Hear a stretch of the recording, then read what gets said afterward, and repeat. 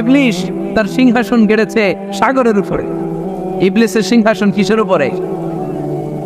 বিশাল বড় সাগর আর মহাসাগরের উপরে ইবলিস শয়তান তার সিংহাসন নিয়ে বসা। প্রতিদিন সকালবেলায় শয়তানগুলোরে মানব রাজ্যে পাঠিয়ে দেয়, যা তোরা মানব রাজ্যে চলে যা, যে মানুষকে ওয়াসওয়াসা দেয়, ওয়াসওয়াসা দিয়ে খারাপ কাজ করা। সারাদিন খারাপ কাজ করার পরে কি কি ওয়াসওয়াসা দিল, কি কি খারাপ কাজ মানুষের মধ্যে ঘটালো, সন্ধ্যাবেলায় সব শয়তানে সেই ইবলিসকে বয়ান শোনায়। সন্ধ্যাবেলায় শয়তানগুলো এসে বলে, আমি এক লোককে দিয়ে মিথ্যা কথা বলিয়েছি। আরেক শয়তান বলে, আমি নামাজ কাজা করিয়েছি এক আল্লাহর বান্দাকে দিয়ে। আরেকজন বলে, আমি ওজনে কম দিয়েছি। আরেকজন বলে, আমি সুদের ব্যবসার মধ্যে টাকা লাগানোর ব্যবস্থা করে দিয়েছি। এক একজন এক একটা ওয়াসওয়াসা দিয়ে আল্লাহর মুমিন বান্দাদেরকে ধোঁকা দিয়েছে। এগুলোর ফিরিস্তি এসে সব শয়তানেরা ইবলিসকে শোনায়, কিন্তু কোনো কথাতে ইবলিসের মন ভরে না। কোন শয়তান এসে বলে, আমি তো এমন মদের আড্ডাখানায় নিয়ে গেছি আল্লাহর বান্দাদেরকে, এগুলো নামাজই পড়ে নাই, খালি মদ খেয়েছে। আবার কিছু শয়তান এসে বলে, আমি ক্যাসিনোতে নিয়ে গেছি, ওখানে খালি জুয়া খেলছে। আবার কিছু শয়তান এসে বলে, আমি বাজারের মধ্যে ফরমালিনের এই ওয়াসওয়াসা ঢুকাই দিছি। একটার পর একটা শয়তানি ফিরিস্তি তারা ইবলিসকে শোনায়, কিন্তু কোনো কাজে ইবলিসের মন ভরাতে পারে না। একজন এসে বলে, আনা মা তারাকতুহু বাইনার রাজুলি ওয়া ইমরাআতিহি হাত্তা ফাররাকতু, আমি একজন ইমানদার নারী পুরুষের মধ্যে ঝগড়া লাগায়া ওই ঝগড়া বাড়াতে তালাক পর্যন্ত নিয়ে গেছে। নাউজুবিল্লাহ পড়বেন না? শয়তান এবার তার উপর খুশি হয়ে যায়। সব শয়তানগুলোকে ঠেলে ইবলিস এই শয়তানকে কাঁধে তুলে নাচতে শুরু করে দেয়। কারণ মুমিন বান্দার সংসার যদি ভেঙে যায় শয়তান খুশি হয়ে যায়, আর মুমিন বান্দার সংসার টিকে থাকলে খুশি হয়ে যায় কে? এজন্য নীলফামারীর ভাইয়েরা, ঝগড়া করা যাবে না। দাম্পত্য জীবনকে সুখী করতে চাইলে ঝগড়াকে আমরা নো বলে দিব। ঝগড়া অনেক সময় হবে, কিন্তু এটাকে বাড়তে দেওয়া যাবে না, এটাকে আমরা স্পেস দিব না, ওইখানে থামায় দিতে হবে। রাজি আছেন তো সবাই? আল্লাহ রাসূল সাল্লাল্লাহু আলাইহি ওয়াসাল্লামের ফ্যামিলিতে ঝগড়া হতো। আম্মা জান আয়েশা রাদিয়াল্লাহু তাআলা আনহার সাথে আল্লাহ রাসূল সাল্লাল্লাহু আলাইহি ওয়াসাল্লামের ঝগড়া হতো, হাদিসে পাওয়া যায়। কিন্তু এগুলো ছিল মধুর ঝগড়া, সুন্দর ঝগড়া। সুবহানাল্লাহ পড়েন। আল্লাহর হাবিব বলেন, ইয়া আয়েশা ইন্নী লা আ'লামু ইযা কুনতি আন্নী রাদিয়া ওয়া ইযা কুনতি আলাইয়া গাদবা। ও আয়েশা, তুমি কখন আমার উপর রেগে থাকো সেটাও আমি বুঝি, আবার কখন খুশি থাকো সেটাও বুঝি। আম্মা যারা এসে বললেন, ইয়া রাসূলুল্লাহ, ইয়া হাবিবাল্লাহ, কেমন করে আপনি বুঝেন যে আমি আপনার উপর রেগে আছি, আবার কেমন করে আপনি বুঝেন আমি আপনার উপর সন্তুষ্ট আছি? বিশ্বনবী বললেন, আয়েশা, তুমি যখন আমার উপরে খুশি থাকো, আমার উপর যখন তুমি রাজি থাকো, তখন তুমি দোয়ার সময় এইভাবে দোয়া করো, ওয়া রব্বি মুহাম্মদ, মুহাম্মাদের রব, আপনি আমাদের সব গুনাহগুলো মাফ করে দেন। আর যখন তুমি আমার উপর রেগে থাকো, তখন তুমি আমার নামটা মুখ দিয়ে উচ্চারণ করো না। ও আয়েশা, তখন তুমি দোয়ার সময় বলতে থাকো, ওয়া রব্বি ইব্রাহিম, ইব্রাহিমের রব, আপনি আমাদের সব গুনাহগুলো মাফ করে দেন। যখন তুমি খুশি তখন আমার নামটা মুখে নাও, যখন তুমি আমার উপর রেগে থাকো তখন তুমি আমার নামটা মুখে নিতে চাও না। আম্মা জান আয়েশা বললেন, ইয়া রাসূলুল্লাহ, ইয়া হাবিবাল্লাহ, মা হাজুরু ইল্লা ইসমাক, আমি শুধু আমার মুখ থেকে আপনার নামটারে সরায় রাখি, আমার হৃদয় থেকে কোনোদিন আপনারে সরাতে পারি না। মা হাজুরু ইল্লা ইসমাক, নবী হে, আমি তো শুধু মুখ থেকে আপনার নামটারে বাদ দেই, আমার হৃদয় থেকে তো আপনারে বাদ দিতে পারি না। আমার হৃদয় পুরোটা জুড়ে শুধু আপনি আর আপনি। চিল্লায় পড়েন আল্লাহু আকবার। তার মানে আম্মা জান আয়েশাও আল্লাহ রাসূল সাল্লাল্লাহু আলাইহি ওয়াসাল্লামের উপর রেগে থাকতেন মাঝে মাঝে। বিশ্বনবী মাঝে মাঝে রাগ করতেন। একবার খুব বেশি রাগারাগি হয়ে গেল, অনেক ঝগড়া হয়ে গেল। এবার আল্লাহ রাসূল সাল্লাল্লাহু আলাইহি ওয়াসাল্লাম খেয়াল করলেন না, এত ঝগড়া তো করা ঠিক হবে না। তখন আল্লাহর হাবিব সাল্লাল্লাহু আলাইহি ওয়াসাল্লাম বললেন, আয়েশা, চলো মিটমাট করি। কি করি? হ্যাঁ, মিউচুয়াল করি না, মিটমাট। এই যে ঝগড়া লাগলে আবার যে মিলায় দেয়, এটা কি বলেন আপনারা নীলফামারীতে? মিটমাট। আল্লাহ হাবিব সাল্লাল্লাহু আলাইহি ওয়াসাল্লাম বললেন, আয়েশা, চলো আমরা মিটমাট করি, আমরা আর ঝগড়া না করি। আম্মা জান আয়েশা বললেন, ঠিক আছে, চলেন মিটমাট করি। বিশ্বনবী বললেন, ঠিক আছে, একজনকে নিয়ে আসি যে দুইজনের মাঝে মিটমাট করাই দিবে। কারে নিয়ে আন? ওমরে ফারুককে নিয়ে আসি। আম্মা জান আয়েশা বলে, না, ওমরু গলিদ, ওমরের মেজাজ গরম, আমার ভয় লাগে। সুবহানাল্লাহ পড়বেন না? বিশ্বনবী বললেন তাহলে তোমার আব্বারে নিয়ে আসি, কই নিয়ে আসেন, আব্বারে খুব ভালো লাগে। বিশ্বনবী বললেন ঠিক আছে, তোমার কথাই রইল, ওমরকে ডাকবো না, তোমার আব্বা আবু বকরকে নিয়ে আসবো। বিশ্বনবী মিটমাট করার জন্য সাইয়েদনা আবু বকর রাদিয়াল্লাহু তাআলা আনহুকে ডেকে নিয়ে আসলেন। সাইয়েদনা আবু বকর রাদিয়াল্লাহু তাআলা আনহু ঘরে ঢুকলেন। বিশ্বনবী বললেন, আয়েশা, আমার আর তোমার মাঝে কি নিয়ে ঝগড়া হয়েছে? কথাটা কি তুমি বলবা নাকি আমি বলবো? আম্মা জান আয়েশা বলেন, আপনি বলেন, তুমি মিথ্যা বললেন না, যা ঘটছে ওইটাই বললেন। ওলা তাকুলিল্লাহ হাক্কান, যেটা সত্য ওইটাই বলবে, অন্য কিছু বলবেন না। আবু বকর রাদিয়াল্লাহু তাআলা আনহু তো শুনে রেগে মেগে আগুন। কি এত বড় সাহস, বিশ্বনবীর সামনে দাঁড়িয়ে তুমি এভাবে কথা বলো? এই আদব শিক্ষা দিয়েছি তোমাকে আমি। রেগে গেলেন। বিশ্বনবী কি সত্য ছাড়া মিথ্যা কিছু বলবেন? রেগে মেগে চিৎকার করে মেয়ের গালের মধ্যে দিলেন এক চপেটাঘাত, এক থাপ্পড় খেয়ে আম্মা জান আয়েশা উল্টায় পড়লেন। আবার মারার জন্য সাইয়েদনা আবু বকর রাগে গড়গড় করছিলেন, মেয়েরে আবার মারার জন্য উদ্যত হলেন।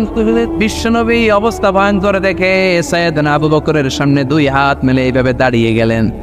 বিশ্বনবীকে যখন আবু বকর রাদিয়াল্লাহু তাআলা আনহু দাঁড়াতে দেখলেন, সাইয়েদনা আবু বকর মুহূর্তের মধ্যে থেমে গেলেন। সুবহানাল্লাহ পড়েন। সাইয়েদনা আবু বকর রাদিয়াল্লাহু তাআলা আনহু ঘর থেকে বের হয়ে গেলেন। এবার বিশ্বনবী আম্মা জান আয়েশার কাছে যেয়ে বলেন, ও আয়েশা, দেখো আমি তোমারে মাইট থেকে বাঁচাইলাম। আমি না থাকলে তোমার বাবা তোমারে আসে শেষ করে ফেলতো, ঠিক কি না? আমি বাঁচাইছি তোমারে। ইয়া আয়েশা কাইফা রাআইতিনি আন খুসতুকি মিনার রাজুল, দেখছো আয়েশা কেমনে বাঁচাইলাম তোমারে? আজকে আমি না থাকলে এমন পিটতে দিতে তোমার বাবা একেবারে খবর হয়ে যায়। আম্মা জান আয়েশা লজ্জায় পড়ে গেলেন, হেসে দিলেন। বিশ্বনবীও হেসে দিলেন। সুবহানাল্লাহ পড়েন। দুইজনের এই হাসির আওয়াজ ঘরের বাইরে থেকে সাইয়েদনা আবু বকর শুনতে পেলেন। উনি শুনে তো অবাক, কিরে এতক্ষণ তৃতীয় বিশ্বযুদ্ধ, এখন আবার হাসে। ঘরে ঢুকলেন। ঘরে ঢুকার পরে আবু বকর রাদিয়াল্লাহু তাআলা আনহু বিশ্বনবীর বলেন, ইয়া রাসূলুল্লাহ, আশরিকানি ফি সিলমিকুমা কামা আশরাকতুমানি ফি হারবিকুমা। হে আল্লাহর রাসূল, আপনারা দুইজন ঝগড়া লাগলে মিটমাট করার জন্য আমারে যেমনি ডাকেন, আপনারা যখন সুখ আনন্দ আর হাসাহাসিতে ব্যস্ত থাকেন, ওই হাসির সময়গুলোতে শেয়ার করার জন্য তখনও আমার একটু ডাইকেন। পড়েন সুবহানাল্লাহ। ও নবী, শুধু ঝগড়ার সময় ডাইকেন না, শুধু মিলায় দেওয়ার জন্য ডাকবেন না। আপনাদের মধ্যে যখন সুখকর আনন্দময় হাসাহাসির মুহূর্তগুলো কাটে, ওই মুহূর্তগুলোতেও আমাকে এনে আপনারা শেয়ার করে দিয়েন। পড়েন সুবহানাল্লাহ। মুসনাদে আহমদ ইবনে হাম্বলের হাদিস। এই হাদিস প্রমাণ করে আল্লাহ রাসূল সাল্লাল্লাহু আলাইহি ওয়াসাল্লামের বড় ঝগড়া হতো স্ত্রীদের সাথে, তবে মধুর ঝগড়া, শিক্ষণীয় ঝগড়া। আওয়াজ করে বলতে হবে, ঠিক কি না? এজন্য ঝগড়া হবে, কিন্তু ঝগড়াকে বাড়তে দেয়া যাবে। তাহলে দাম্পত্য জীবন সুখময় করতে চাইলে 1 নম্বরে স্যাক্রিফাইস, 2 নম্বরে ঝগড়াকে আমরা কি বলে দিছি আজকে? বলে গেছি ঝগড়াকে কি বলবো? নো। তাসলিমা নামে একটি মেয়ে হারিয়ে গেছে। ওসি সাহেব বলেছেন পিছনে পুলিশের কাছে যদি পাঠিয়ে দিতে পারেন ভালো হয়। ছোট্ট মেয়ে দেখলে জিজ্ঞেস করবেন তোমার নাম কি, যদি বলে তাসলিমা, 6 বছর বয়স, ওকে পাঠিয়ে দিবেন। 3 নম্বর, দাম্পত্য জীবন সুখময় করতে চাইলে দাম্পত্য জীবনের কোনো গোপন কথা কারোর সাথে শেয়ার করা যাবে না। এটা কবিরা কেউ না, এটাকে হারাম বলে ঘোষণা দিয়েছে কে? এটাকে বিষ্ণু বলেছেন আযমুল আমানা। স্বামী স্ত্রীর মধ্যে যে অন্তরঙ্গ মুহূর্ত কাটে, এই মুহূর্তগুলোর কথা কারোর সাথে শেয়ার করা যাবে? নীলফামারীর যুবক ভাইরা চিল্লায় বলে, এগুলো শেয়ার করা যাবে? বিষ্ণু বললেন খবরদার, এটা আযমুল আমানা। স্বামীর সবকিছু স্ত্রীর কাছে আমানত, স্ত্রীর সবকিছু স্বামীর কাছে আমানত। আবার বিষ্ণু বলেছেন, যারা স্বামী স্ত্রীর গোপন দাম্পত্য জীবনের কথা অন্যের কাছে শেয়ার করে দেয়, তারা হলো আশারুন নাস, পৃথিবীর মধ্যে সবচাইতে নিকৃষ্ট মানুষ। এরা নিকৃষ্ট, এদের চাইতে নিকৃষ্ট আর কেউ হতে পারে না। উলাইকা কাল আনআম বাল হুম আদাল। এরা পশুর চাইতেও নিকৃষ্ট, যারা স্বামী স্ত্রীর প্রাইভেট কথা, পার্সোনাল কথা মানুষের কাছে বলে বেড়ায়। আর সিবাহু হারাম, এই গোপনীয় সব কথাগুলোকে অন্যের কাছে প্রকাশ করা হারাম করেছে কে? চিল্লায় বলতে হবে কে? তাহলে খবরদার, নিজেদের দাম্পত্য জীবনের কোনো কিছু অন্যের সাথে শেয়ার করবেন। আমাদের বোনরা অনেক সময় একসাথে বসলে পেটের কথা, পিঠের কথা সব বলে ফেলায়, আছে না নাই? না বোনেরা, সব শেয়ার করলেও আপনাদের দাম্পত্য জীবনের কোনো কথা কখনো কারোর সাথে শেয়ার করতে পারবেন না। 4 নম্বর ফর্মুলা হচ্ছে অহেতুক সন্দেহ পরিহার করতে হবে। অনেক স্ত্রী আছে স্বামীরে খালি সন্দেহ করে, আছে না নাই? নীলফামারীতে এই সমস্যা নাই? আছে? এই যে ভুক্তভোগী পাওয়া গেছে, আছে না নাই? আছে। খালি সন্দেহ করে, এই তুমি ওদিকে তাকালে কেন, ওই বেডের দিকে তাকাইলা কেন, এই তোমার মোবাইল দাও, কারে ফোন দিলা দেখি, এই ফেসবুকের পাসওয়ার্ড দাও দেখি কি করছে, দেখি মেসেঞ্জারে কার সাথে চ্যাটিং করছে, আছে না নাই? এই যে অহেতুক সন্দেহ আপনার ফ্যামিলিটারে জাহান্নামের টুকরা বানায় দিন। আবার অনেক স্বামী আছে স্ত্রীকে খালি সন্দেহ করে, এদিকে তাকালে সন্দেহ করে, ওদিকে তাকালে সন্দেহ করে, বাসায় থাকলেও সন্দেহ, বাইরে গেলেও সন্দেহ, এরকম আছে না নাই? না, অহেতুক সন্দেহ এটা পরিহার করবেন। এই সন্দেহ খুব খারাপ জিনিস। আমি ব্যক্তিগতভাবে অনেক কেস এরকম হ্যান্ডেল করেছি, এসে বলে হুজুর খালি সন্দেহ করে, এটা একটা রোগ। এটা কি আপনার ফ্যামিলিটারে শেষ করেছে। এজন্য অহেতুক সন্দেহ পরিহার করবেন। হ্যাঁ, সত্যি যদি পরকীয়ার কোনো ঘটনা ঘটে থাকে ওটা নিয়ে বসেন, ফেস টু ফেস কথা বলেন, ফ্যামিলি মিটিং করেন, সরাসরি সেটেল করার চেষ্টা করেন। কিন্তু অহেতুক সন্দেহ একটা রোগ। এই রোগ থেকে আল্লাহ তুমি দাম্পত্য জীবনকে বাঁচাও, আমরা আওয়াজ করে পড়বো আমিন। 5 নাম্বার, স্বামী স্ত্রী একে অপরকে আল্লাহর বিধান স্মরণ করায় দিবে। স্বামী যদি ফজরের সময় ঘুমায় থাকে, স্ত্রী ডেকে দেওয়ার দরকার আছে না নাই? আবার স্ত্রী যদি ঘুমায় থাকে, স্বামীর ডেকে দেওয়ার দরকার আছে না নাই? কোন স্বামী যাবে জান্নাতে, তার স্ত্রী যাবে জাহান্নামে, আবার স্ত্রী হবে জান্নাতি, স্বামী যাবে জাহান্নামে। এরকম আমরা চাই নাকি? আমরা যখন জান্নাতে যাব, আমার স্ত্রীর হাত ধরে একসাথে জান্নাতে ঢুকতে চাই, ঠিক কিনা? ঠিক কিনা? আবার আমার স্ত্রী যখন জান্নাতে যাবে, সে একা ঢুকতে পছন্দ করবে? এজন্য আমরা দুনিয়াতে যেমনি এক ছাদের নিচে, এক জায়গায়, এক বাড়িতে, জান্নাতেও আমরা এক বাড়িতে থাকতে চাই। আওয়াজ করে বলতে হবে, ঠিক কিনা? এজন্য গবেষকরা বলেছে স্বামী স্ত্রীর ভালোবাসাটাকে তারা বলে লাভ পিরামিড। কি পিরামিড? লাভ পিরামিড। এই ত্রিভুজ আকৃতি। কিরে ভাই? আচ্ছা, লাভ পিরামিড, ত্রিভুজ আকৃতি, ট্রায়াঙ্গেল। আপনারা ত্রিভুজ চিনেন? চিনেন? কথা কয় না। ত্রিভুজের কয় কোণা? কয় কোণা? 3 কোণা। এই যে এরকম, তাই না? তাই না? এই জন্য স্বামী স্ত্রীর ভালোবাসাটাকে বলে লাভ পিরামিড। উপরে এরকম সমুদ্রের মতো না, উপরে থাকে আল্লাহ, আর ডানে স্বামী, বায়ে স্ত্রী। এই 2 কোণায় স্বামী স্ত্রী, আর উপরের কোণায় আল্লাহ। স্বামী স্ত্রী যদি আল্লাহর আনুগত্যের দিকে যেতে চায়, যতই তারা the couple come to Allah, they come closer to each other। তারা যদি আল্লাহর কাছাকাছি যায়, তারা নিজেরাও কাছাকাছি হয়, ঠিক কিনা? ঠিক কিনা? তারা আল্লাহর কাছে যেতে যেতে যেতে যেতে আল্লাহর ইবাদতে যদি একেবারে আল্লাহর কাছে চলে যায়, তারা নিজেরাও কাছাকাছি চলে যায়, ঠিক কিনা? ঠিক কিনা? আর তারা আল্লাহর আনুগত্য থেকে যত দূরে সরে, তারা নিজেরাও নিজেদের থেকে তত দূরে সরে পড়ে। চিল্লায় বলেন ঠিক কিনা? লাভ পিরামিড এটা। এই জন্য the closer the couple comes to Allah, the closer the couple comes to each other। কাপল স্বামী স্ত্রী আল্লাহর ভালোবাসা নিজের মধ্যে যত গাঢ় করবে, আল্লাহর আনুগত্য যত বেশি করবে, আল্লাহর ইবাদত যত করবে, নিজেরাও তত কাছাকাছি আসবে। আর আল্লাহর যত বলবে, নিজেদের মধ্যে বড় বড় ফারাক করে দিবে কে? তাহলে এই 5টা বিষয় স্বামী স্ত্রীর উভয়ের উপর বর্তায়। এগুলো মেনে চললে দাম্পত্য জীবনকে সুখময় করে দিবে কে? আল্লাহ। এবার আমরা শুনবো আমাদের বোনদেরকে। যে ডান দিকে আমি শুনলাম আমাদের বোনদের বিশাল প্যান্ডেল, আছে না নাই? আজকে বোনদের দিয়ে শুরু করি। স্ত্রীদেরকে আল্লাহ কি দায়িত্ব দিয়েছে একটা ফ্যামিলিকে সুন্দর করতে, একটা দাম্পত্য জীবনকে সুন্দর করতে? স্ত্রীর 1 নম্বর দায়িত্ব হচ্ছে she should make a comfort to her husband। স্ত্রীর উচিত স্বামীর জন্য ঘরটাকে প্রশান্তির নীর বানিয়ে রাখা। কি বানিয়ে রাখা? প্রশান্তির নীর।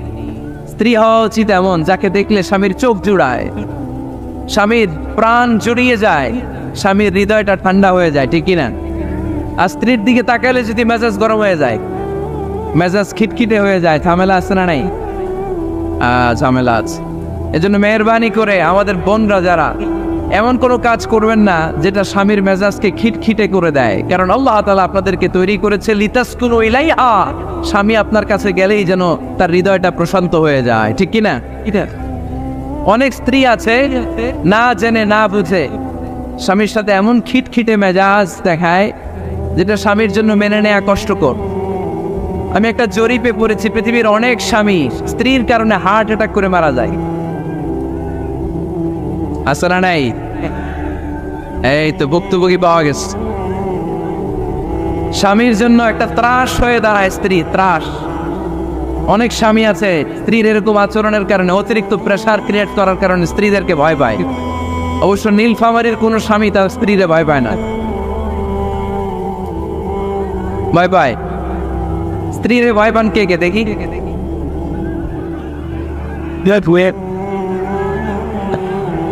ভয় পান আপনারা? ভয় পান? হ্যাঁ, এক অফিসের বড় সাহেব তার স্ত্রীরে খুব ভয় পায়, প্রচন্ড ভয় পায়। তো সে মনে মনে ভাবলো, দেখি আমার অফিসের যারা স্টাফ আছে, ম্যানেজাররা আছে, এরা কতটুকু ভয় পায়, এরা ভয় পায় কিনা। তো একদিন সকালবেলা অফিসের সব স্টাফগুলোর একসাথে দাঁড় করে বলতেছে, এই আপনারা যারা যারা আপনাদের স্ত্রীদেরকে ভয় পান তারা ডান দিকে যান, আর যারা স্ত্রীকে ভয় পান না এরা বাম দিকে যান। অফিসের সব কর্মচারী ডান দিকে চলে গেছে, সবাই ভয় পায়, একজন শুধু বাম দিকে। বাম দিকে কয়জন ভয় পায় না, আর যারা ভয় পায় এরা ডান দিকে, ডান দিকে সবাই। তো বড় সাহেব ভাবছে, আলহামদুলিল্লাহ আমার অফিসে একজন হইলেও বীর পুরুষ আছে। তো বীর পুরুষের কাছে যেয়ে বলে, ঘটনা কি, আপনি মোটেও ভয় পান না? কয়, স্যার প্রতিদিন অফিস করার জন্য যখন ঘর থেকে বের হয় আমার বউ আমারে বলে দেয়, খবরদার সবাই যেদিকে যায় তুমি কিন্তু ওইদিকে যাইবা না, সবাই যেদিকে যায় তুমি ওইদিকে গেলে খবর আছে। বড় সাহেবকে খবরদার, এটা তো আরো ডরায়, ঠিক কিনা? এজন্য বোনদেরকে বলবো, লিতাসকুনু ইলাইহা, এমন ভাবে আপনি আপনার স্বামীর সামনে নিজেকে প্রেজেন্ট করেন যাকে আপনাকে দেখলে আপনার স্বামীর চোখ জুড়িয়ে যায়, হৃদয়টা প্রশান্ত হয়ে যায়, আপনাকে দেখলেই আপনাকে ভালোবাসতে মনে চায়, ঠিক কিনা? এজন্য রব্বুল আলামিন বলেন, আমি নারীদেরকে তৈরি করেছি লিতাসকুনু ইলাইহা, যেন পুরুষেরা স্ত্রীদের সংস্পর্শ যখন পায় পুরুষদের হৃদয়টারে প্রশান্ত করে দেয় কে? রব্বুল আলামিন বলেছেন, খাদিজার জন্য জান্নাতে আমি এমন একটা ঘর বানিয়েছি যেই ঘরের মধ্যে কোনো বিশৃঙ্খলা নাই। খাদিজার জন্য জান্নাতে এমন একটা প্রাসাদ আমি বানিয়েছি যেই প্রাসাদের মধ্যে কোনো আওয়াজ নাই, কোনো কোলাহল নাই। কুরাইশদের মাঝে যখন দাওয়াত দিতেন সব বিশৃঙ্খলা ঝামেলা গোলমাল শেষ করে রাতের বেলায় যখন খাদিজার ঘরে বিশ্বনবী ঢুকতেন, বিশ্বনবীর হৃদয়টারে প্রশান্ত করে দিত কে? আম্মাজান খাদিজা বিশ্বনবী সাল্লাল্লাহু আলাইহি ওয়াসাল্লামের জন্য এমন ঘর উপহার দিয়েছেন যেই ঘরে বিশ্বনবী আসলে বিশ্বনবীর হৃদয়টা ঠান্ডা হয়ে যেত। সুবহানাল্লাহ পড়েন। অনেক স্ত্রী আছে স্বামী ঘরে ঢুকলেই ঘরে আটা নাই, রুটি নাই, চাল নাই, ডাল নাই, এটা লাগবে ওইটা লাগবে, ওখানে যেতে হবে, একটার পর একটা ফিরিস্তি বলে বেড়ায়, আছে না নাই? না, এটা করবেন না। আপনার কি লাগবে এই সব দায় দায়িত্ব আল্লাহ তাআলা স্বামীকে দিয়েছে, স্বামীকে জানাবেন, তবে ধীরে সুস্থে ধীরে সুস্থে স্বামীর জন্য ঘরটাকে এমন করে রাখতে হবে যেন ঘরে ঢুকলেই স্বামীর হৃদয়টারে প্রশান্ত করে দেয় কে? এজন্য স্ত্রীর প্রথম দায়িত্ব ঘরটারে প্রশান্তির নীড় বানানো। এখানে কি আবার কি এখানে মারামারি দুই দল নাকি?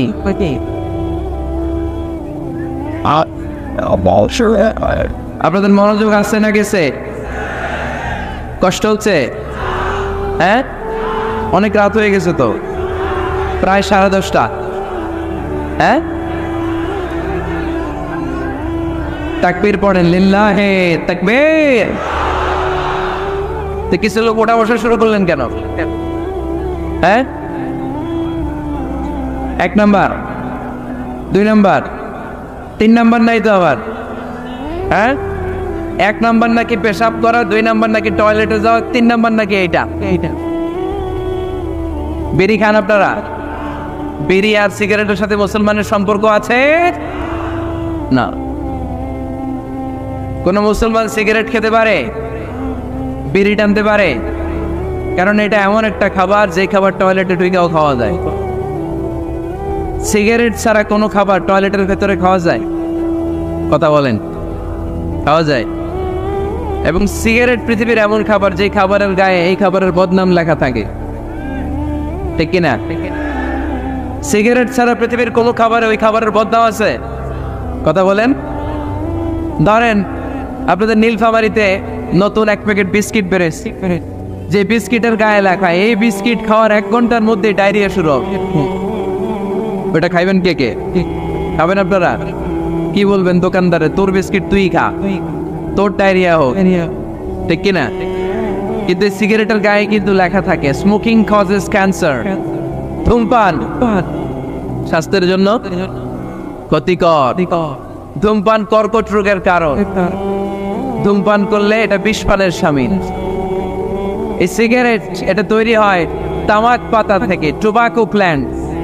এই তামাক পাতা চাষ হয় নাকি নীলফামারীতে? হ্যাঁ, বাংলাদেশে সবচেয়ে বেশি, সবচেয়ে বেশি নীলফামারীর কোন থানায়? সদরে, শহর অঞ্চলে। আচ্ছা, এই তামাক পাতার চারদিকে বেড়া দেওয়া লাগে না, জানেন? কারণ ছাগলও মুখ দেয় না। তো যেটা ছাগলে খায় না ওটা মানুষ খাইতে পারে? আওয়াজ করে বলেন। তাহলে ঝগড়ারে যেমনি আজকে আমরা নো বলে দিলাম, এই সিগারেট, এই মাদক, এগুলাকে আজকের প্রোগ্রাম থেকে আমরা নো বলে দিব। পারা যাবে? মাদককে আমরা নো বলে দিলাম। আওয়াজ করে বলেন, মাদক আর সিগারেটকে কি বললাম? নো। আল্লাহ তুমি বুঝার তৌফিক দান করো, আমরা পড়ি আমিন। একটা সুখী দাম্পত্য জীবনের জন্য স্ত্রীর 2 নাম্বার দায়িত্ব হচ্ছে স্বামীকে ইন্সপায়ার করা, স্বামীকে সাহস যোগানো, পিছন থেকে ড্রাইভিং পুশের মতো কাজ করা। কারণ স্বামীকে যখন স্ত্রী সাহস যোগায়, স্বামীর সাহস বেড়ে যায়, ঠিক কিনা? আল্লাহর হাবিব সাল্লাল্লাহু আলাইহি ওয়াসাল্লামের কাছে কোরআনের আয়াত নাযিল হলো, ইকরা বিসমি রাব্বিকাল্লাযী খালাক, খালাকাল ইনসানা মিন আলাক, ইকরা ওয়া রাব্বুকাল আকরাম الذي علم بالقلم علم الإنسان ما لم يعلم। পড়েন আল্লাহু আকবার। সূরাতুল আলাকের 5 আয়াত হেরা গুহায় যখন নাজিল হয়ে গেল, বিশ্বনবী সাইয়েদনা জিবরাইলকে নিজ আকৃতিতে দেখলেন। পা থেকে মাথা পর্যন্ত দেখে বিশ্বনবী ভয় পেয়ে গেলেন। বিশ্বনবী সাল্লাল্লাহু আলাইহি ওয়াসাল্লাম জীবনে দুইবার সাইয়েদনা জিবরাইল আলাইহিস সালামকে ওনার আসল আকৃতিতে দেখেছিল। আওয়াজ করে বলতে হবে, কয়বার? এক হচ্ছে মেরাজ রজনীতে সিদরাতুল মুনতাহায়, 2 হচ্ছে প্রথম যখন কোরআনের আয়াত নাজিল হয়, বিষ্ণু ইসা ইসলাম দেখলেন বিশাল একজন ব্যক্তি, পাটা হচ্ছে হেরা গুহায় আর মাথাটা হচ্ছে আকাশের উপরে। এই বিশাল একটা লোক, সে কোরআনের 5 আয়াত নিয়ে এসেছে সূরাতুল আলাক, আর বলতে শুরু করেছে, ইয়া মুহাম্মদ ইকরা, আপনি পড়ুন, আপনি পড়ুন, আপনি পড়ুন। 3 বার পড়ার আদেশ করার পরে বিষ্ণু ইসা ইসলাম পড়তে আরম্ভ করলেন, ইকরা বিসমি রাব্বিকাল্লাযী খালাক, খালাকাল ইনসানা মিন আলাক, ইকরা ওয়া রাব্বুকাল আকরাম আল্লাযী আল্লামা বিল কলম আল্লামাল ইনসানা মা লাম ইয়ালাম। বিষ্ণু ইসা ইসলাম পড়তে আরম্ভ করলেন। প্রথম কোরআনের আয়াত যখন নাজিল হয়ে গেল, বিষ্ণু ইসা ইসলাম ভয় পেয়ে গেলেন। হাত নাড়াচ্ছেন কেন আপনারা? হ্যাঁ, কি স্ক্রিনে দেখা যায়? আহারে কি আনন্দ আকাশে বাতাসে, সবাই খুশির ঠেলায়, খুশিতে আনন্দে ঠেলায় না? আল্লাহর হাবিব সাল্লাল্লাহু আলাইহি ওয়াসাল্লাম ভয় পেয়ে গেলেন। আপনাদের মনোযোগ তো নাই মনে হচ্ছে, তা হাত নাড়াচ্ছেন কেন? এদিকে তাকা। খরগোশের কানের মতো কান দুটারে খাড়া করে। কোরআনের আয়াত যখন নাজিল হলো, আল্লাহ রাসূল সাল্লাল্লাহু আলাইহি ওয়াসাল্লাম ভয় পেয়ে গেলেন। বিষ্ণু ইসা ইসলামের হৃদয় কাঁপতে আরম্ভ করলো। কোরআনের 5 আয়াত নিয়ে হেরা গুহা থেকে বিশ্বনবী আম্মা জান খাদিজাতুল কুবরা রাদিয়াল্লাহু তাআলা আনহার কাছে চলে আসলেন। এসে ডেকে বললেন, খাদিজা জাম্মিলুনি জাম্মিলুনি, কম্বল দিয়ে তুমি আমারে চাপা দাও, আমার ভয় লাগছে, মনে হয় আমি বাঁচব না। আম্মা জান খাদিজা বললেন, কি হয়েছে আপনার? বিশ্বনবী বললেন, বিশাল বড় একটা লোক কোরআনের 5 আয়াত নিয়ে এসেছে। ওই লোকের পা হেরা গুহার মধ্যে, মাথাটা আকাশের উপরে, এত বিশাল সত্তা, বিশাল কোনো মানুষ জীবনে আমি দেখি নাই। এসে সে পরিচয় দিয়েছে সে নাকি জিব্রাইল ফেরেশতা। বিশ্বনবী বললেন, মনে হয় আমি বাঁচব না, আমার জ্বর চলে এসেছে, আমার হৃদয়ের মধ্যে কাঁপুনি শুরু হয়েছে, তুমি আমারে কম্বল দিয়ে চাপা দাও। আম্মা জান খাদিজা বললেন, ও নবী ভয় পাবেন না, আমার আল্লাহ কোনোদিন আপনারে অপমান করবেন না। সুবহানাল্লাহ পড়েন। ওয়াল্লাহি ওয়াল্লাহি লা ইউখজিকাল্লাহু আবাদা। নবী গো, আল্লাহ আপনারা অপমান করবেন না, কারণ আপনার মধ্যে এমন এমন ভালো ভালো গুণ আছে, এই গুণাবলীগুলি যে মানুষের মধ্যে থাকে তাকে আমার রব কোনোদিন অপমান করতে পারে না। চিল্লায় বলেন ঠিক কি না? নবী হে, ইন্নাকা লা তাসিলুর রাহিমা, আপনি আত্মীয়তার সম্পর্ক বজায় রাখেন। ও নবী তাসদুকুল হাদিসা, সব সময় আপনি সত্য কথা বলেন। ওয়া তাহমিলুল কাল্লা, আপনি মানুষের বোঝা টেনে দেন। ওয়া তাকসিবুল মা'দুমা, যার উপার্জন করার কেউ নাই, নিজে গায়ে খেটে আপনি তারে উপার্জন করে দেন। ওয়া তুআইনু আলা নাওয়াইবিল হক, সত্য যেখানে বিপন্ন সেখানে আপনি সাহসী সৈনিকের মতো দাঁড়িয়ে যান। সুবহানাল্লাহ। রব্বুল আলামিন বলেন, উন্না লিবাসুল লাকুম ওয়া আনতুম লিবাসুল লাহুম। ও নারীরা, তোমরা তোমাদের স্বামীদের পোশাক, আর তোমাদের স্বামীরা হলো তোমাদের পোশাক। পোশাক যেমনি লজ্জাস্থানকে ঢেকে রাখে, ঈমান ইজ্জতের হেফাজত করে, আব্রু ঢেকে রাখে, তেমনি স্বামী তার স্ত্রীর চরিত্রের হেফাজত করে, স্ত্রী তার স্বামীর চরিত্রের হেফাজত করে। পোশাক যেমনি সুন্দর, স্ত্রীর চোখে স্বামী সুন্দর, স্বামীর চোখে স্ত্রী সুন্দর। পোশাক যেমনি মানুষকে আরাম দেয়, প্রশান্ত করে দেয়, স্বামী আর স্ত্রী একে অপরের সংস্পর্শ পেলে তাদের হৃদয়টাও প্রশান্ত হয়ে যায়, ঠিক কিনা? এজন্য আল্লাহ তাআলা পোশাকের সাথে তুলনা করেছেন। পোশাক একে অপরের পোশাক, পোশাক চামড়ার সাথে লেগে থাকে না, আলাদা থাকে। কি থাকে? তার মানে স্বামী স্ত্রীর সম্পর্কটা এরকম মিলেমিশে ভালোবেসে একাকার, ঠিক কিনা? আর নিসাউ শাকাইকুর রিজাল, নারীরা পুরুষদের কাউন্টার পার্ট। নারী হচ্ছে পুরুষের সহযোগী।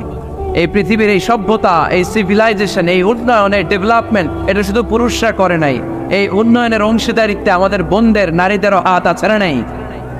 এজন্য কাজী নজরুল বলেছেন, এ বিশ্বে যা কিছু সুন্দর চিরকল্যাণকর, অর্ধেক তার করিয়াছে নারী, অর্ধেক তার নর। চিল্লায় বলেন ঠিক কিনা? এজন্য এই মহাবিশ্বের এই সভ্যতায় আপনাদের যেমনি অবদান, আমাদের বোনদের অবদান আছে না নাই? স্বামী স্ত্রী এই দুজন মিলে এই বিশ্ব সভ্যতা তৈরি হয়েছে। এজন্য দুজনের মধ্যে সম্পর্ক হবে পোশাকের মতো। পোশাক যেমনি দেহের সাথে লেগে থাকে, স্বামী স্ত্রীর মধ্যে এরকম সুসম্পর্কের দরকার আছে না নাই? আচ্ছা, আজকে আমরা জানার চেষ্টা করব কি করে স্বামী আর স্ত্রীর মধ্যে এই সুসম্পর্ক বাড়ানো যায়, ইনক্রিজ করা যায়। কি করে আমাদের মধ্যে মারামারি, কাটাকাটি, ঝগড়া, ডিভোর্স এই রেটটা কমানো যায়, এ ব্যাপারে আমাদের জানার দরকার আছে না নাই? ইসলামী শরিয়া স্বামী স্ত্রী প্রত্যেককে ইন্ডিভিজুয়ালি আলাদা আলাদা কিছু দায়িত্ব দিয়েছে। স্বামীকে কিছু দায়িত্ব দিয়েছে, আবার স্ত্রীকে কিছু দায়িত্ব দিয়েছে, আবার উভয়কে কিছু দায়িত্ব দিয়েছে।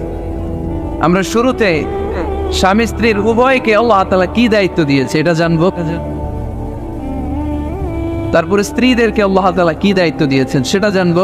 সবশেষে স্বামীদেরকে আল্লাহ তাআলা কি দায়িত্ব দিয়েছে সেটা জানবো। এই দায়িত্বগুলো পালন করার মধ্য দিয়ে দাম্পত্য জীবনকে সুখময় করে দিবে কে? আল্লাহ। শুরুতে আমরা জানবো দ্য কালেকটিভ রেসপন্সিবিলিটি, যৌথ দায় দায়িত্ব কি আছে স্বামী আর স্ত্রীর, কেমন করে দাম্পত্য জীবনকে সুখময়, শান্তিময় করতে হয়। একটা দাম্পত্য জীবন কলহমুক্ত করতে চাইলে, সুখময় করতে চাইলে সর্বপ্রথম স্বামী স্ত্রীর যেটা খেয়াল রাখতে হবে সেটা হচ্ছে স্বামী স্ত্রীর উভয়ের স্যাক্রিফাইসের মানসিকতা থাকা লাগবে। স্যাক্রিফাইস, আওয়াজ করে আমার সাথে সাথে বলেন স্যাক্রিফাইস। এই স্যাক্রিফাইস ছাড়া দাম্পত্য জীবন টিকবে? দুইজনেই যদি ঝগড়া করে, দুইজনেই যদি রেগে যায়, ঝামেলা আসে না নাই? স্বামী রেগে গেলে স্ত্রীকে থেমে যেতে হয়, আবার স্ত্রী রেগে গেলে স্বামীকে থেমে যেতে হয়। স্বামীও যদি রেগে যায়, স্ত্রীও যদি রেগে যায়, তাহলে তৃতীয় বিশ্বযুদ্ধ বেঁধে যাবে, ঠিক কিনা? এই জন্য রেগে গেলেন তো হেরে গেলেন, রাগা যাবে না। স্বামী যদি রেগে যায়, স্ত্রী থেমে যেতে হবে। স্ত্রী যদি রেগে যায়, স্বামী থেমে যেতে হবে। এটাই দাম্পত্য জীবনের সুখ আর সমৃদ্ধির মূল ফর্মুলা। স্যাক্রিফাইস করতে হবে। এর কারণ আপনি যদি দোষ খুঁজতে শুরু করেন, দোষ ছাড়া পৃথিবীতে মানুষ নাই, ঠিক কিনা? No one is perfect in this world. এই পৃথিবীতে কেউই পারফেক্ট না। আপনি যে আপনার স্ত্রীর দোষ খোঁজেন, আপনারও দোষ আছে না নাই? আবার ভাবি যদি আপনার খালি দোষ খোঁজে, ভাবিরও দোষ আছে না নাই? না, এজন্য দোষ খুঁজবেন না, স্যাক্রিফাইস করেন, একটু মানিয়ে নিন। দাম্পত্য জীবনটা এরকমই, একটু ছাড় দিতে হয়, একটু মানিয়ে নিতে হয়। দাম্পত্য জীবনে কখনো মন খারাপ, কখনো মন ভালো, কখনো রোদ, কখনো বৃষ্টি, এই নিয়েই দাম্পত্য জীবন, ঠিক কিনা? তাহলে দাম্পত্য জীবনে যদি আমরা সুখ পেতে চাই, সকল নবদম্পতিকে বলবো একটু ছাড় দেওয়ার মানসিকতা বিল্ড আপ করেন, একটু মানিয়ে নেন, একটু ছাড় দেন, একটু মিলেমিশে চলেন, এক স্যাক্রিফাইস আমাদের জীবনটারে, আমাদের দাম্পত্য জীবনটাকে একটা জান্নাতি দাম্পত্য জীবন বানায় দিবে, ঠিক কিনা? দাম্পত্য জীবনকে সুখী করার 2 নাম্বার ফর্মুলা হচ্ছে ঝগড়া করা যাবে না। আপনারা ঝগড়া করেন নাকি? হ্যাঁ, বউয়ের সাথে ঝগড়া করেন না এরকম বিবাহিত পুরুষ কে কে আছেন দেখি এখানে? হাত তুলছে অনেকে, বিশ্বাস হয় আপনাদের? হ্যাঁ, অনেক ঝগড়া। হ্যাঁ, আচ্ছা, মেয়েরা বেশি করে? না না, এই মহিলা প্যান্ডেল আছে এদিকে, এদেরকে জিজ্ঞেস করলে বলবে সব দোষ আপনাদের, আর আপনারা দোষ দিচ্ছেন এদের। তো ঝগড়া করবেন না মেহরবানি করে, সম্মানিত ভাইরা, ঝগড়া করবেন না। কারণ এই ঝগড়া থেকে, সামান্য ঝগড়া থেকে অনেক সময় বিচ্ছেদের দিকে চলে যায় সম্পর্ক। ছোট্ট ঝগড়া থেকে যেতে যেতে ঝগড়া বাড়তে বাড়তে ডিভোর্সের দিকে গড়া, এরকম আছে না? নাই না, সামান্য ঝগড়া যদি বেঁধে যায়, শয়তান এটার মধ্যে বাতাস দেয়, এটারে বাড়াতে বাড়াতে শয়তান অনেক বড় করে। ইমানদারদের পরিবার ভেঙে গেলে শয়তান খুশি, আর ইমানদারদের পরিবার টিকে থাকলে আমার আল্লাহ খুশি। আমরা কার খুশি চাই? জোরে বলতে হবে, খুশি চাই কার? শয়তান সব সময় চায় ইমানদারদের ফ্যামিলি ভেঙে দিতে। Always it tries his level best to break down the relationship of a moving family. একদিন ইমানদারের ফ্যামিলি কি করে ব্রেক ডাউন করে দেয়া যায়? যেন ঝগড়াই করবো না আমরা। আপনি ঝগড়া করলে ভাবি যেন ঠান্ডা থাকে, ভাবি ঝগড়া শুরু করলে আপনি ঠান্ডা থাকবেন। ঝগড়া করা যাবে না, কিন্তু ঝগড়া হয়ে যায় ফ্যামিলিতে, এটাকে চেক দিতে হবে। ঝগড়া নিয়ে অনেক মজার মজার গল্প আছে, একটা গল্প দিয়ে আজকে শুরু করি। এক লোক মাহফিল শেষ করে 11টার দিকে বাসায় ফিরেছে। তো বাসায় ঢুকার আগে তার ওয়াইফকে ফোন দিয়েছে, ফোন দিয়ে বলতেছে, এই মাহফিল শেষ, আমি কিন্তু বাসায় চলে আসতেছি, শুরু করার আগে তাড়াতাড়ি দরজাটা খোলো। তো স্ত্রী আবার রাতের খাবার স্বামীকে ছাড়া খায় না, তো স্ত্রী দরজা খুলে দাঁড়ায় আছে, স্বামী বেচারা আসছে। আসার পরে স্ত্রীকে বলতেছে, এই শুরু করার আগে রাতের খাবার দিয়ে দাও, খেয়ে নেই। তো স্বামী ওয়াশরুম থেকে ফ্রেশ ট্রেশ হয়ে আসছে, স্ত্রী বেচারিও ডাইনিং টেবিলে খাবার দিয়েছে। এবার স্বামীও খেতে বসেছে, স্ত্রীও খেতে বসেছে। স্বামী আবার বলতে আরম্ভ করছে, শুরু করার আগে ফ্যানটা ছাড়ো, খুব গরম লাগতেছে। এবার তো স্ত্রী রেগে মেগে আসলেন, কি আসার পর থেকে শুরু করার আগে কি শুরু করার আগে? স্বামী বলতেছে, এই তো শুরু হয়ে গেল, এই শুরু হয়ে গেল। মানে কি? ঝগড়া। নীলফামারীর ভাইয়েরা, এটা শুরু করা যাবে না। শুরু করবেন আপনারা, ঝগড়া করবেন। আমাদের ফ্যামিলিগুলো থেকে ঝগড়াকে আজকে থেকে আমরা নো বলে দিলাম। মানে না, ঝগড়াকে কি বললাম? সবাই বলতে পারেন না, আওয়াজ করে বলেন, ঝগড়াকে আমরা কি বলবো? নো। ঝগড়া করা যাবে। শয়তান ঝগড়া বাদে দেখো অবস্থা। সহিহ মুসলিমের হাদিস, ইন্না ইবলিসা ইয়াদাউ আরশাহু আলাল মা থুম্মা ইয়াবআসু। যারা চলে যায় ওনারা বেঁচে যায়, বিপদে পড়ে আছে আমরা, ঠিক কিনা? ওনাদের ওই পালাটা শেষ, কেউ থাকতে পারবে না। বিশ্বনবীও চলে গেলেন, বিশ্বনবীরও এই এন্তেকালের মৃত্যুর যে কষ্ট, এটা ভোগ করা লেগেছে, ঠিক কিনা? এজন্য কারো রেহাই নাই। আকসিরু যিকরা হাযিমিল লাযযাত, জীবনের সব স্বাদকে পানসা করে দেয় ওই কষ্টের বিষয়, মানে মরণকে বেশি বেশি স্মরণ করো। কিন্তু আমরা মৃত্যুর কথা বেমালুম ভুলে যাই। আমাদের লাইফস্টাইল দেখলে মনেই হয় না যে আমরা এই পৃথিবী ছেড়ে চলে যাব, ক্ষণিকের জন্য এসেছি। বিশ্বনবীর সাহাবারা বলতেন, যখন সকাল হয় সন্ধ্যার জন্য অপেক্ষা করো না, আবার যখন সন্ধ্যা পর্যন্ত পৌঁছবে পরদিন সকালের জন্য অপেক্ষা করো না, তার আগেই ডাক চলে আসতে পারে, ঠিক কিনা? আবার বিশ্বনবী বলতেন, নামাজে যখন দাঁড়াও, সাল্লু সালাতান মুআদ্দিয়া, মনে করো এটাই তোমার জীবনের হতে পারে শেষ নামাজ। Perform the Salah as if this is your last and final prayer, এমনভাবে সালাত পড়ো মনে করো হতে পারে এটা জীবনের শেষ নামাজ। এজন্য কেউ থাকতে আসি নাই, চলে যাব। আমার নানা ভাই যেমনি চলে গেলেন আমরাও চলে যাব, ঠিক কিনা? শুয়ে আছেন আমাদের পাশেই, আমরা দোয়া করি আল্লাহ তাআলা ওনার কবরটাকে তুমি জান্নাতুল ফেরদাউসের বাগান বানাও, ওনার কবরের সাথে জান্নাতের একটা কানেকশন তৈরি করে দাও। আমার নানা ভাইয়ের যে স্বপ্নগুলো ছিল, যে অসমাপ্ত কাজগুলো ছিল, এগুলো যেন বর্তমান পীর সাহেব গোলাম পরওয়ার সাঈদী আরাফাত উনি আপনাদের সবাইকে একসাথে নিয়ে অসমাপ্ত কাজগুলো যেন সমাপ্ত করতে পারে, আমরা দোয়া করি। আমরা আওয়াজ করে পড়ি আমিন। আজকের এই প্রোগ্রামের সভাপতিত্ব করছেন মাওলানা গোলাম পরওয়ার সাঈদী আরাফাত, পীর সাহেব আড়াইবাড়ি দরবার শরীফ, কুমিল্লা। আল্লাহ পাক ওনার যোগ্যতাকে আরও বাড়িয়ে দিক। আপনাদের সবাইকে নিয়ে আড়াইবাড়ি দরবারের যত দায়িত্ব আছে সবগুলো দায়িত্বের জন্য সুচারুরূপে উনি পালন করতে পারে, আল্লাহ তৌফিক দান করুন। আমার আগে কথা বলেছেন হযরত মাওলানা আল্লামা সাদিকুর রহমান আজহারি সাহেব, এর আগে কথা বলেছেন আমার আরেক নানা ভাই গোলাম সরওয়ার সাঈদী পীর সাহেব। দরবারের অনেক বড় বড় ওলামায়ে কেরাম আজকে কথা রেখেছে, যারাই কথা রেখেছে নিশ্চয়ই কোরআন থেকে কথা বলেছে। সবগুলো কথা যেন আমরা আমল করতে পারি, আল্লাহ তুমি তৌফিক দাও। এই মাহফিলগুলোর অ্যারেঞ্জমেন্ট করা হয় যাতে আমাদের জীবনের পরিবর্তন আসে। আমরা আসলে ভুলে গেছি যে আমরা চলে যাব, মাটির কবরে কিন্তু আমাদের সবাইকে যেতে হবে, ঠিক কিনা? একদিন মাটির ভেতরে হবে ঘরে মন আমার, কেন বন্ধ দালান ঘর, প্রাণ পাখি উড়ে যাবে পিঞ্জর ছেড়ে,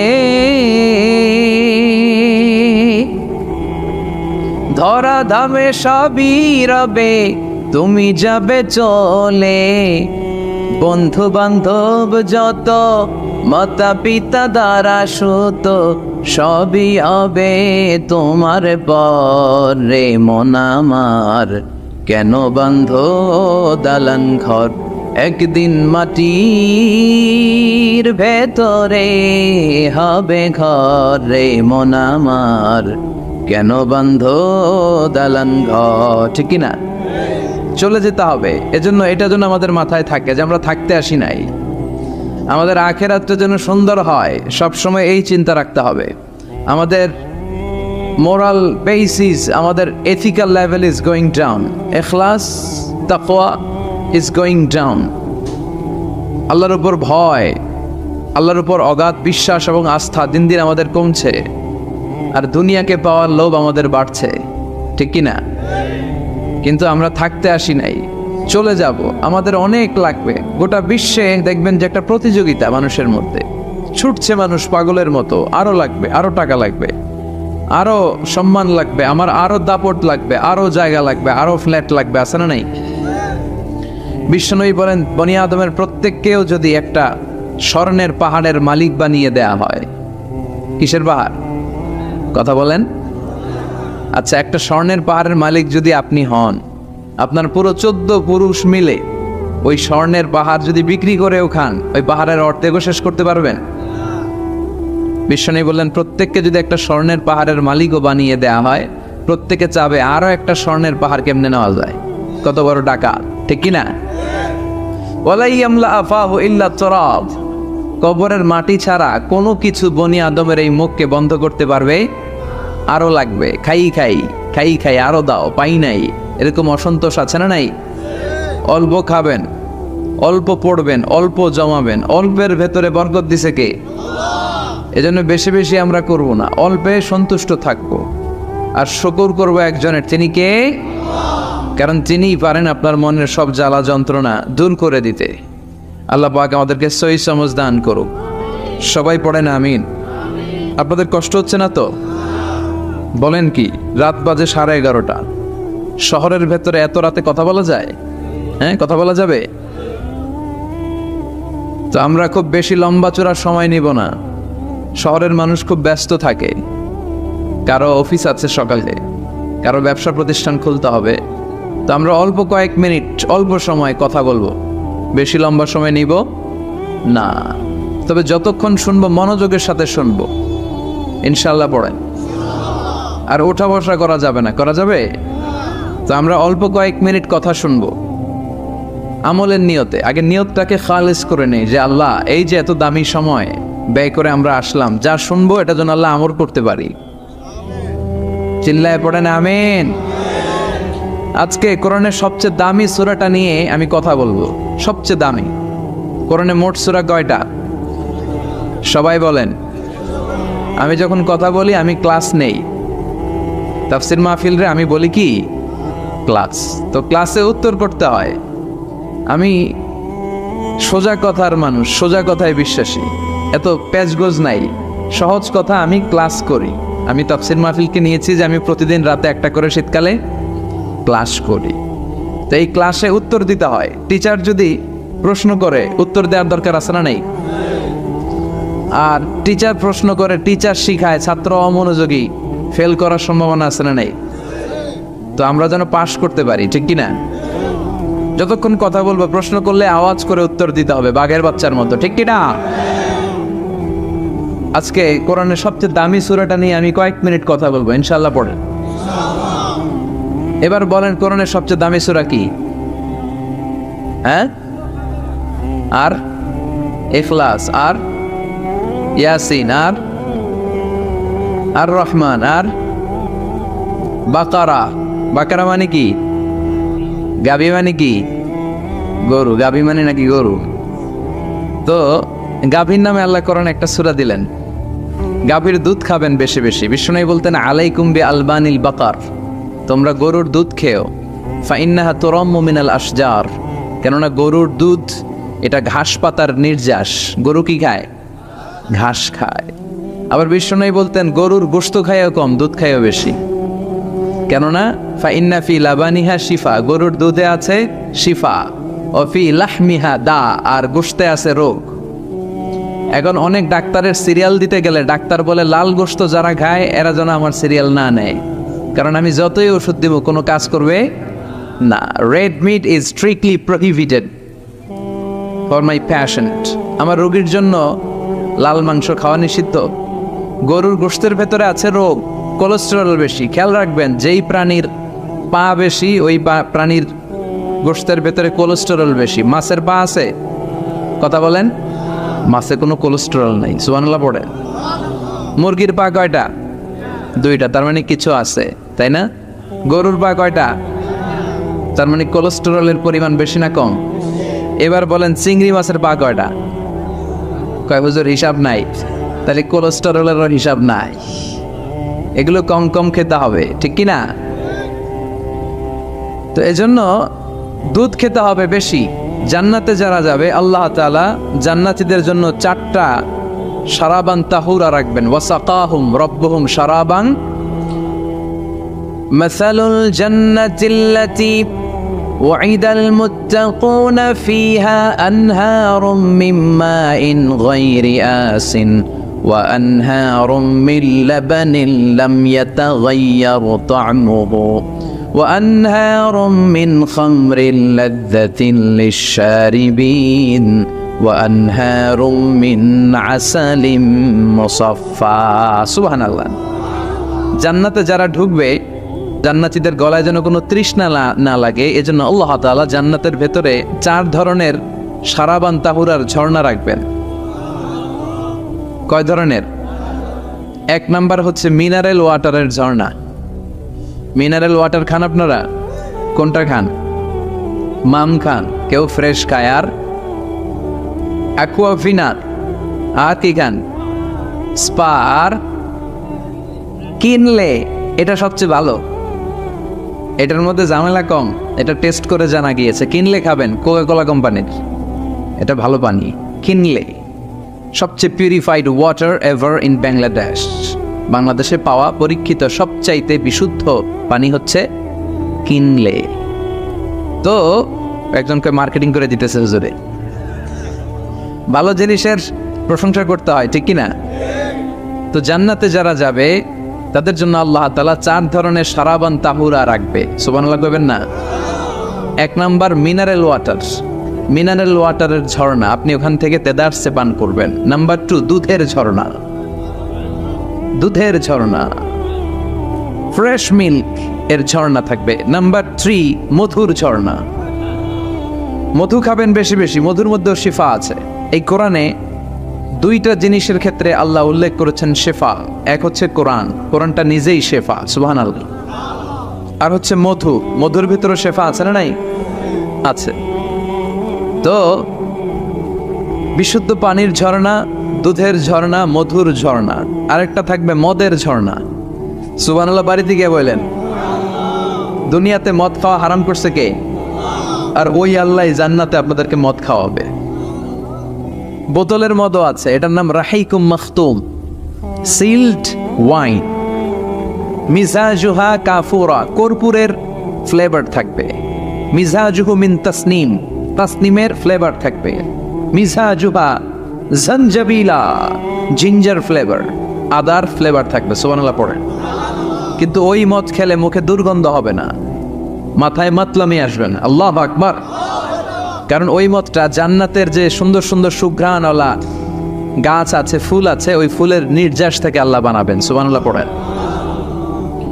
এজন্য এই 4 ধরনের সুপেয় পানি আল্লাহ তাআলা জান্নাতীদের জন্য রাখবেন। এর চেয়ে দামি একটা পানি রাখবেন, ওইটার নাম হচ্ছে আল কাউসার। কি নাম? পড়েন, ইন্না আ'তাইনাকাল কাউসার ফাসাল্লি লিরাব্বিকা ওয়ানহার ইন্না শানিআকা হুয়াল আবতার। সুবহানাল্লাহ। কাউসারের একটা ঝর্ণা থাকবে। এই কাউসারের পানি আহলা মিনাল আসাল, হাউজে কাউসারের পানি মধুর চেয়েও মিষ্টি। আবিয়াদু মিনাল লাবান, দুধের চেয়েও সাদা। আবরাদু মিনাস সালজ, বরফের চেয়েও ঠান্ডা। এক ঢোক যে খাবে চিরকালের জন্য তৃষ্ণা মিটে যাবে। এই সবগুলো যেন আল্লাহ আমরা পান করতে পারি। আরো জোরে পড়েন আমিন। জান্নাত এমন জায়গা, যে জায়গায় শুধু শান্তি আর শান্তি। জান্নাতে অশান্তি আছে? মারামারি, কাটাকাটি, কিলাকিলি, হরতাল, টেনশন, ব্যারাম আছে কি? আরাম। জান্নাতে আছে কি? নাই কি? ব্যারাম। আরামের জায়গা, কোনো টেনশন নাই। জান্নাতের ভিতরে রোদ নাই, বৃষ্টি নাই, ভূমিকম্প আছে? দুনিয়াতে ভূমিকম্পের টেনশন হয় না? বন্যা আছে জান্নাতে? পুলিশের দৌড়ানি, র্যাবের দৌড়ানি আছে?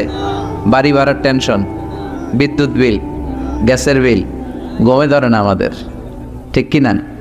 জান্নাতে কোনো টেনশন না। জান্নাত হচ্ছে আরামের জায়গা। আপনারা যারা যাবেন জান্নাতে 60 হাত লম্বা হয়ে ঢুকবেন।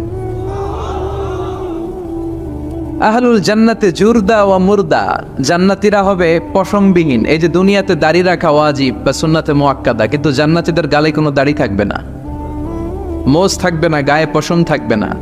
আবনাউ সালাসিন ওয়া সালাসিন, সব জান্নাতি পুরুষরা হবে 33 বছরের তাগড়া যুবক।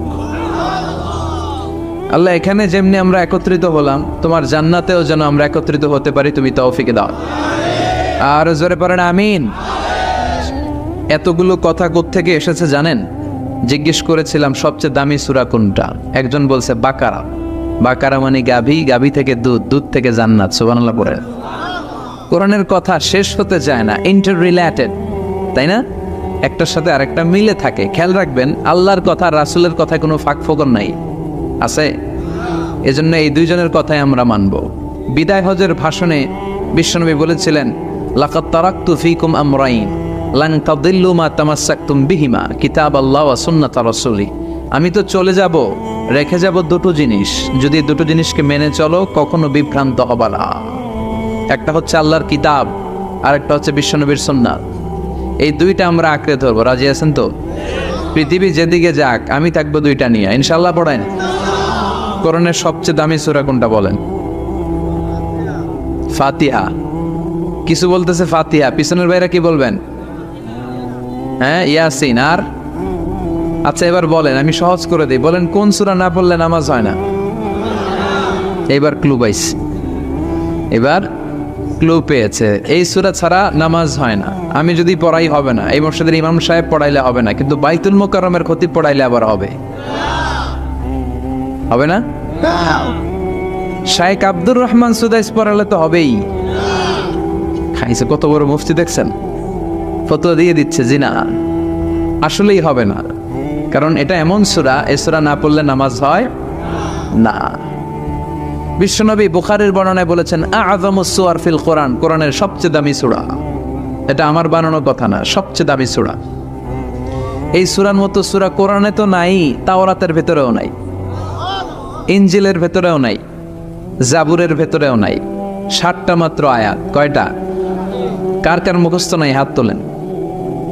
সূরা ফাতিহা মুখস্থ নাই কার কার হাত তোলেন। হিন্দু ভাই নাই কেউ? আমাদের অনেক মাহফিলে হিন্দুরা আসে, হিন্দুদেরও মুখস্থ। সুবহানাল্লাহ কইবেন না? আমি একবার লঞ্চের ভেতরে তুফানে পড়ছিলাম, তো লঞ্চ ডুবে যাবে তুফানের ধাক্কায়। তো দেখলাম লঞ্চের ভেতরে শুধু মুসলমানরাই জিকির করে না, হিন্দুরাও জিকির করে। তুফান থেমে যায়, জিকিরও থেমে যায়। কত বড় ডাকাত! তুফান শুরু, জিকিরও। সবার মুখে এক চিৎকার, বাঁচাও। আমি বললাম কে বাঁচাবে? হুজুর আমনে। ভাবছে আমি দোয়া কালাম বললে বেঁচে যাবে, তো আমি বললাম আমি যে বাঁচাবো, আমারে বাঁচাবে কি? মনে রাখবেন, কেউ বাঁচাতে পারে না, একজন ছাড়া। চিৎকার করে বলতে হবে তিনি কে। কোরআনের সবচেয়ে দামি সূরার নাম সবাই বলেন। এই সূরাতুল ফাতিহার মাত্র 7টা আয়াত। কয়টা আয়াত? এই 7টা আয়াত নিয়ে কয়েক মিনিট একটু আল্লাহর রাস্তায় কুরবানি করা যাবে না? কান দুইটা খরগোশের মতো খাড়া করে, খরগোশ কান খাড়া করে শোনে, এজন্য খুব পিন ড্রপ সাইলেন্ট, পিন পতন নীরবতাও খরগোশ কান দিয়ে শুনতে পায়। এই সূরাটা হচ্ছে আউয়ালু সূরা নাযালা কামিলান মিনাল কোরআন, কোরআনের সর্বপ্রথম নাজিল হওয়া পূর্ণাঙ্গ সূরা। এই সূরার আগে কোন সূরা পূর্ণাঙ্গ একসাথে নাজিল হয় নাই। কোন সূরার 5 আয়াত, 10 আয়াত, 20 আয়াত। আপনারা যে এখন সুন্দর কোরআন দেখতেছেন, বিশ্বনবীর সময় কি এই কোরআন ছিল? না। 23 বছরের লম্বা জিন্দিগিতে বিশ্বনবীর কাছে এই কোরআন নাজিল হয়েছে। পরবর্তীতে এটার কম্পাইলেশন করা হয়েছে, scripture, holy scripture, the Quran, whereof there is no doubt, no suspicion in it, and a guidance to those who are muttaqin. এটা এমন বই যেটাতে আল্লাহ কোনো ভুল রাখে নাই, মুত্তাকিনদের জন্য এটা পথ নির্দেশিকা হিসেবে আল্লাহ পাঠিয়েছে। পড়েন সুবহানাল্লাহ।